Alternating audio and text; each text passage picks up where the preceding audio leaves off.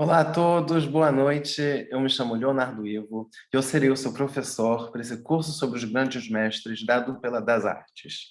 Hoje eu vou dar para vocês uma aula grátis sobre o Hieronymus Bosch. Antes disso, deixa eu me apresentar. Eu sou o filho do Gonçalo Ivo, grande pintor brasileiro, e neto do Ledo Ivo, grande acadêmico e poeta brasileiro. Então, desde pequeno, sempre fui arredondado por arte, literatura, e isso só foi aumentando quando eu vim morar na França, e desde então eu fiquei estudando aqui. E eu tive a oportunidade de ver museus como de Paris, de Londres, de Haia, da Espanha, e isso me dá uma cultura visual, então, que eu não trocaria por nada. Quando eu me formei em História da Arte, na Sorbonne, eu convivi mais ainda com elas, pois eu me especializei em pinturas alegóricas italianas e francesas do século XVII, e então tenho uma grande intimidade com a maioria dos pintores que a gente vai ver hoje. Quando eu me formei em História da Arte, é, e hoje, para esse curso, as informações que eu vou trazer de vocês vêm desse tipo de lugar, como a Biblioteca Richelieu, e onde só tem uma documentação muito precisa e muito completa sobre todos os autores, pintores que vocês podem imaginar. E muitas das informações que eu estou trazendo para vocês são exclusivas para pesquisadores, e algumas vezes você tem que até reservar arquivos que só existem lá. Então, passei minha vida inteira caçando informação sobre os pintores que eu vou mostrar para vocês nesse curso. Então, são 4 aulas ao vivo de 2 horas que ficaram gravadas para ver quando e onde quiserem. Vão ter 4 aulas, então. A primeira aula vai ser sobre o início do Renascimento, com Giotto, Donatello, Jan van Eyck, Sandro Botticelli e o grande Leonardo da Vinci. No dia 6, a gente vai ver Rafael, Michelangelo, Albrecht Dürer, Tiziano e o Greco. Finalmente, no dia 15, a gente vai começar o Barroco com Caravaggio, Van Dyck, Rubens, Nicolas Poussin e Diego Velázquez. E para finalizar, a gente vai acabar com Johannes Vermeer, grande pintor, Artemisia Gentileschi, rara mulher da lista, Rembrandt, o Jacques-Louis David e, finalmente, o Francisco de Goya. Hoje, então, é uma aula grátis sobre o Hieronymus Bosch, e eu tenho que lembrar vocês de não esquecerem de usar o cupom das Artes 15 antes de hoje à noite, até meia-noite, para ter um desconto na matrícula de vocês para essa aula. Então, sem esperar, a gente vai ver o grande Hieronymus Bosch, que nasceu em 1450 e morreu em 1516. Ele é conhecido por esses quadros loucos, cheios de seres estranhos, como esses que vocês podem ver aí. O Bosch tem, na verdade, uma maneira muito particular de pintar e, na verdade, ele reflete sobre a sociedade em qual ele vive. É uma sociedade governada pelo texto sagrado e autoridade eclesiástica. A maioria das pessoas que vivem nessa época estão numa luta constante contra o bem e o mal, sempre procurando um significado para um final do mundo próximo, da presença do anticristo. E é isso, na verdade, que mostra as pinturas do Bosch. Nessa aula, a gente vai estudar vários detalhes de alguns quadros para entender como o Bosch interpreta a Bíblia e a cultura da sua época e como ele mostra os riscos de uma vida sem fé. O pintor tira o nome dele da cidade de onde ele cresceu, Hertogenbosch.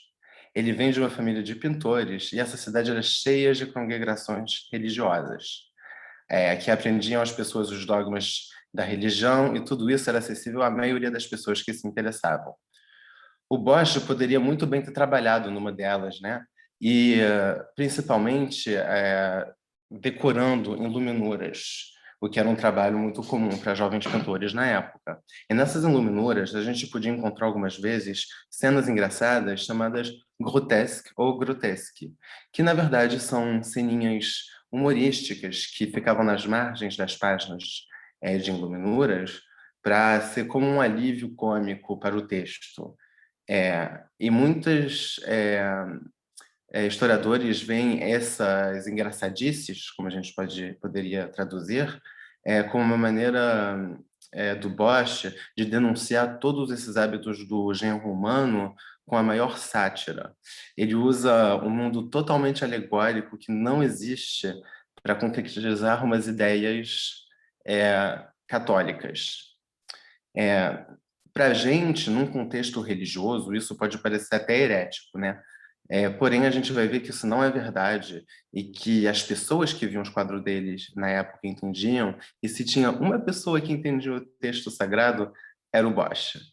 E a primeira aparição desses seres estranhos que a gente pode lembrar na obra dele fica na obra da Tentação de São Antônio, um dos trípticos mais famosos do pintor. O São Antônio, na verdade, é um exemplo de fé inabalável, né? E essa história que conta, o quadro está contando a história dele, né? E a gente só vai se interessar aqui nesse primeiro painel, onde a gente vê o santo sendo carregado por dois irmãos depois que ele foi atacado por demônios. De fato, os demônios estão logo debaixo da ponte de onde se encontra o santo e eles estão recebendo uma carta desse mensageiro muito esquisito que está ali trazendo uma carta em patins. Duas coisas. Por que em patins?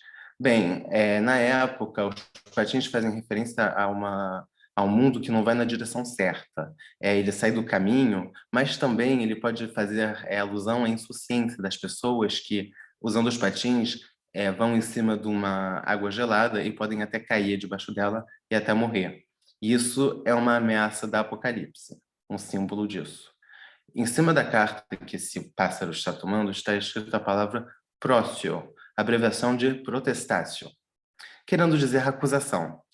É exatamente o que está acontecendo. Os demônios que a gente está vendo aqui vão começar a acusar, então, a atormentar o santo. E é o que acontece na parte de cima desse painel, onde a gente vê o santo em uma luta contra os demônios, porém essa luta está sendo no ar. É uma metáfora para simbolizar uma luta com a fé, porque ele está olhando para cima, então ele está olhando para Deus. E mais uma vez o Bosch representa esses demônios mutantes com asas e caudas de peixe, e muitos peixes, né? Mas por que tantos? Bom, na mitologia do Santo Antônio, o monge fora do seu convênio, do seu monastério, seria como um peixe fora da água. Então, ele tem que voltar logo ao habitat natural dele antes que ele seja sufocado pelo mundo. Assim, a gente encontra várias figuras ameaçantes de peixes monstruosos que estão muito em pleno ato de devorar, como esse aqui em cima desse barco, que acabou de devorar uma pessoa, e esse daqui também. Mas isso a gente não deveria ver como uma referência ao pecado da glutonia, mas é mais uma metáfora com a qual a humanidade é devorada pelo diabo em seus últimos instantes, porque o dia que acontece o apocalipse, o humano entra no inferno pela boca do diabo. O que a gente tem que entender com tantas imagens alegóricas é a ideia de danação e do inferno. Mas não são pecados concretos, mas alegorias da ameaça apocalíptica. Todos os trípticos do Bosch têm uma aparição da Apocalipse ou do inferno. E isso serve a criar uma narração. Sempre nos lembra que isso é o resultado de tanta coisa moral que está acontecendo no mundo, como guerras, desastres naturais, pandemias, e que, se não mudarmos, vai acontecer em breve. O quadro mais famoso do artista deve ser o Jardim das Delícias Terrenas. Também tem esse mesmo esquema de narração que leva ao Apocalipse. Esse quadro fica no Prado, no Museu do Prado, lá em Madrid. E sempre que as pessoas passam na frente, elas ficam comentando, tentando decifrar cada coisa que está acontecendo, rindo, mas muita coisa aí, quer dizer, tem muito sentido. Primeiro, esse quadro foi um presente de casamento para um príncipe, o casamento de Henrico III de Nassau-Breda. E geralmente esse tipo de presente serve como um guia sobre o sucesso e as vantagens, as desvantagens do amor ou do casamento, da união. Mas o Bosch não para aí para um tal significado. Ele conta a história da humanidade desde Adão e Eva até o dilúvio de Noé, criando assim uma alegoria dos pecados que levam ao inferno. Fechado, o tríptico conta o terceiro dia da criação do mundo. A gente pode ver a esfera, que é o mundo, a água e a terra separadas, porque a água está ocupando metade da esfera, as nuvens em cima, com o vento, a luz. A gente então entende que o mundo está se criando, crescendo, e Deus está logo ali em cima, na parte direita, esquerda, é, administrando tudo isso. Quando a gente abre o tríptico, a gente está, na verdade, dentro dessa esfera.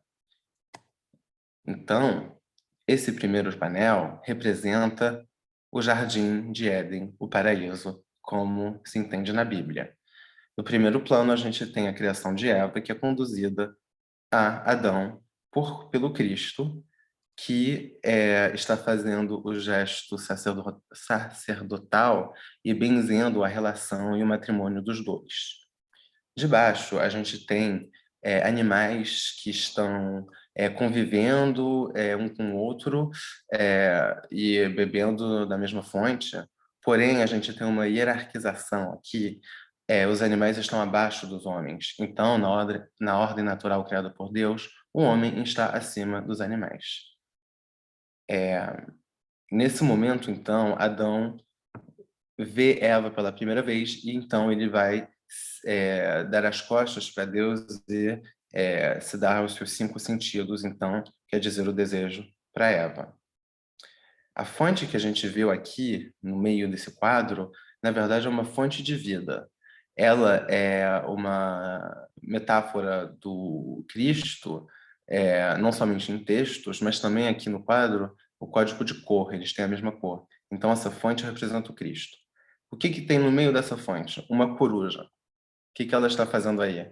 Bem, a coruja é um símbolo de muito fetiche do Bosch e na Idade Média ela sempre representava o bicho do diabo. Quer dizer, ela simbolizava o cegamento e a maldade, o pecado e a tentação.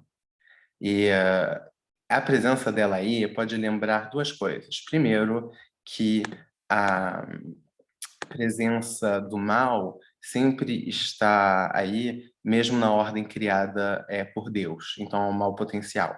Segundo, a presença dela dentro dessa fonte de juvença é como uma metáfora, uma presença do mal dentro do Cristo, então, que ele venceu quando ele foi à Terra.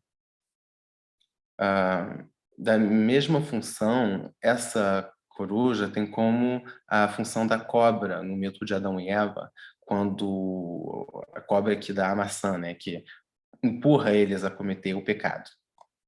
Esse segundo painel, que é o painel do meio, o principal, que é onde acontecem as maiores coisas, a gente já está então depois que eles foram expulsos do paraíso, e são anos depois.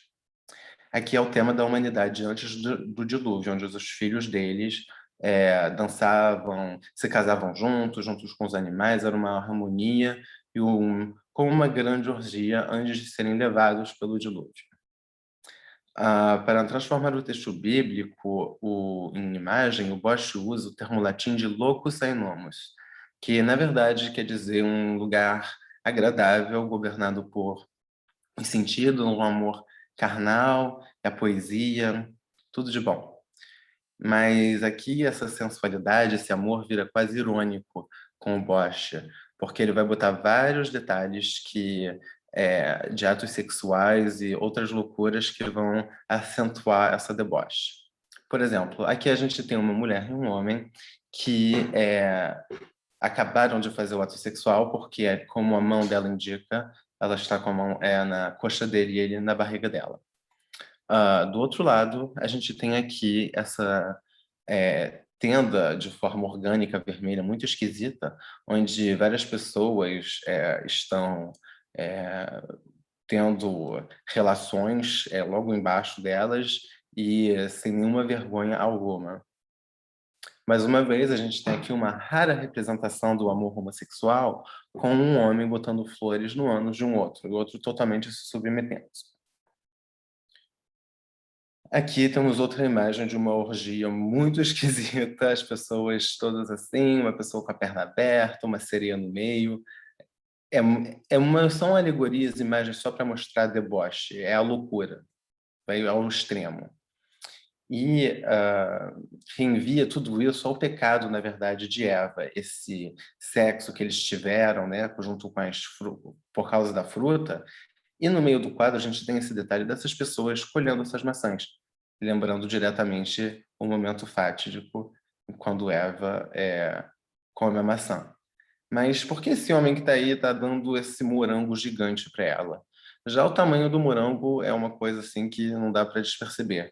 E se a gente olhar bem, isso está em vários outros quadros, vários outros detalhes, um monte de frutas vermelhas saindo de flores, junto com animais, as pessoas dentro aqui parece uma mirtilha gigante, comendo framboesas do tamanho de 3 cabeças.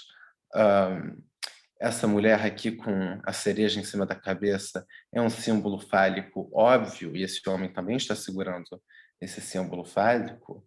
E todas essas frutas, na verdade, vermelhas, representam o amor e, às vezes, o sexo masculino. Todas elas reenviam o amor.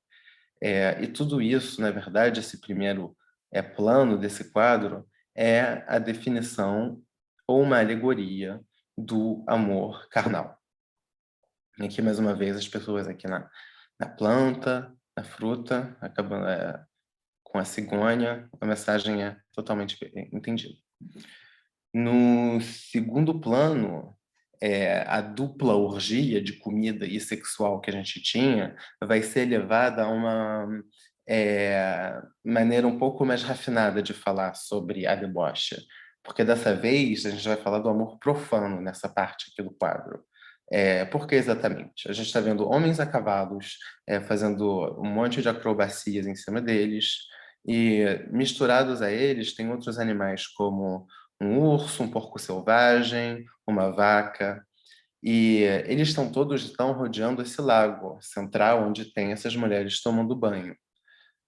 O que eles representam? Então, nesse aspecto, reenvia ao fato que os homens, como os cavalos, viram bestas incontroláveis quando eles veem as mulheres, então eles não conseguem, o desejo deles não consegue ser reprimido, como a gente pode ver essa impressão de rapidez que está tendo nesse cortejo de homens.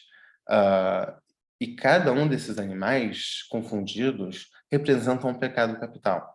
Então a gente entende que as mulheres são objeto de desejo dos homens e a vontade deles é vencida pela essa atração, e então eles perdem a razão. O que reenvia então ao primeiro quadro dessa coisa do Adão que não tem que só tem olhos pela Eva.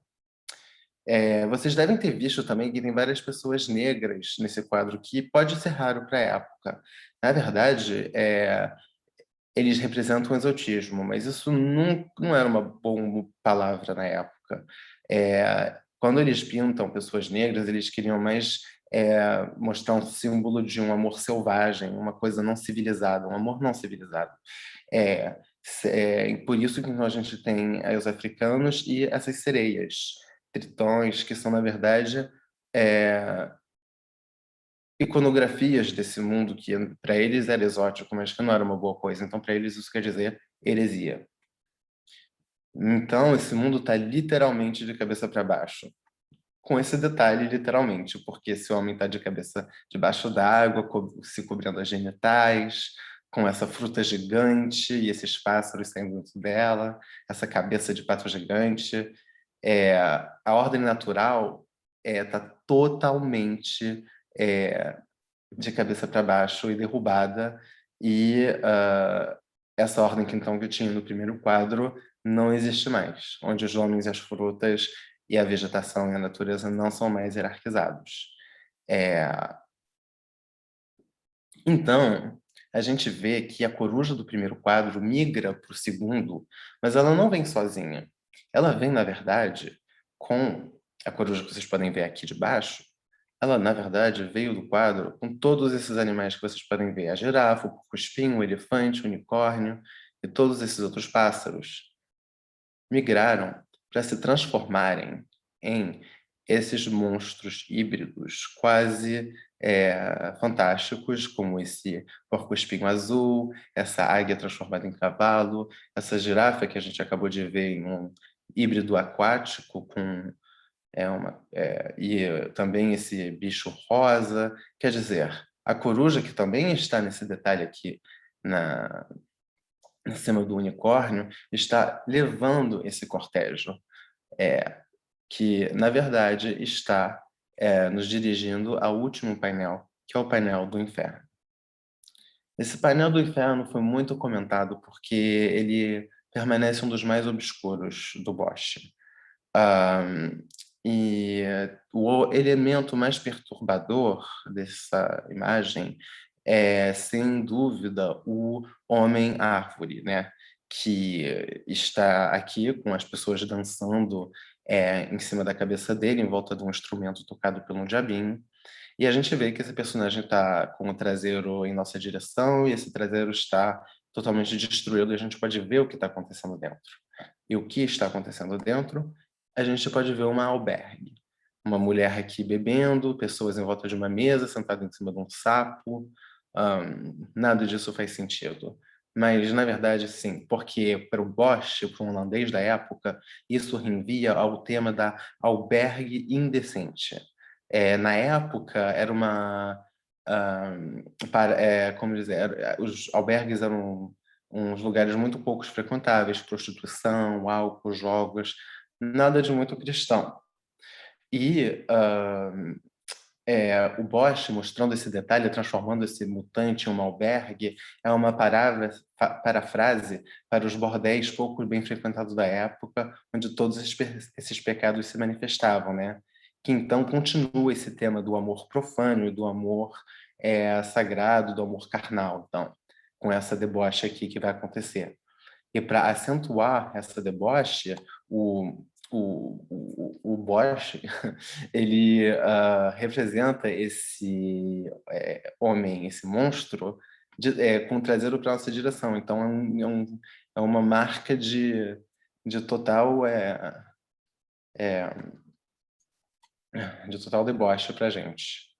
Para acentuar e de uma maneira semelhar ao o quadro precedente com as frutas gigantes, o tema da albergue, então na albergue tem música, e essa música é considerada profana, quer dizer que ela não é a música sagrada que a elite, que a religião gostaria que as pessoas ouvissem.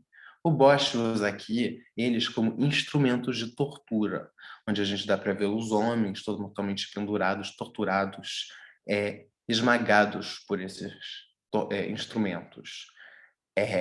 E o, tudo isso, então, essa barriga, essa albergue, vira a cova do pecado. E aqui a música se torna lasciva e favorece a deboche entre todo mundo e principalmente os casais que a gente viu aqui em cima, que são compostos de homens e de demônios. Um outro detalhe muito peculiar são essas orelhas gigantes, que podem ser não somente representar essa história da música profana, se você escuta isso, você vai para o inferno, como a gente corta as suas orelhas, né, como era na época, ou também temos um símbolo fálico, óbvio, que, claro, lembraria a gente e enviaria para os dois outros quadros, assim continuando essa história de amor profano e amor carnal. Tem outros detalhes também nesse primeiro plano, como esses demônios segurando esse jogo de dados, essa mulher aqui com esse dado na cabeça. O dado sempre é um símbolo do jogo, mas do jogo não tão bom, quer dizer, o jogo onde você aposta dinheiro, onde você se dá as coisas mais.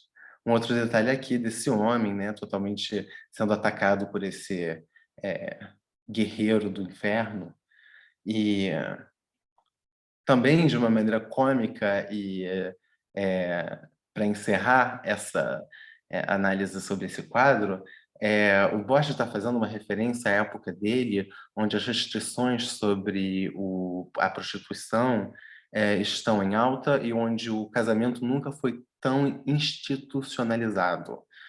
Isso reenvia diretamente ao casamento místico, então, do primeiro painel, e como presente de casamento, né, para esse rei como um guia do amor e do que tem que se fazer e como você deve se comportar.